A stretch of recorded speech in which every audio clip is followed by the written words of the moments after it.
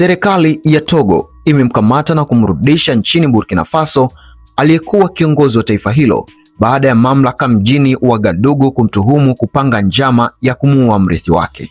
Paul Henri Sandaogo Damiba aliyepata madaraka kupitia mapinduzi ya kijeshi mwaka 2022 kabla ya kuondolewa madarakani na Ibrahim Traore miezi 8 baadaye, anatuhumiwa na utawala wa sasa kuwa ndiye aliyepanga jaribio la kumuua Traore. Kwa mujibu wa Wizara ya Sheria ya Togo, Damiba alikabidhiwa kwa mamlaka ya Burkina Faso siku ya Jumamosi. Wizara hiyo ilisema kuwa kama sehemu ya makubaliano hayo, Burkina Faso iliahidi kuhakikisha usalama, heshima na kesi ya haki kwa Bwana Paul Henri Sandaogo Damiba pamoja na kutotumika kwa adhabu ya kifo. Kati ya mashtaka yaliyowekwa dhidi ya Damiba na serikali ya kijeshi ya Burkina Faso ni pamoja na kuiba fedha za umma, kupata utajiri kinyemela, ufisadi, kupokea mali zilizoporwa kwa hali ya hatari na utakatishaji wa fedha. Kulingana na taarifa ya Wizara ya Sheria ya Togo, hakuna maoni yoyote kutoka kwa Damiba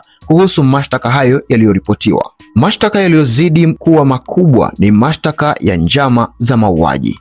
Mapema mwezi huu, waziri wa usalama wa Burkina Faso, Mahamadou Sana, alitangaza kwenye televisheni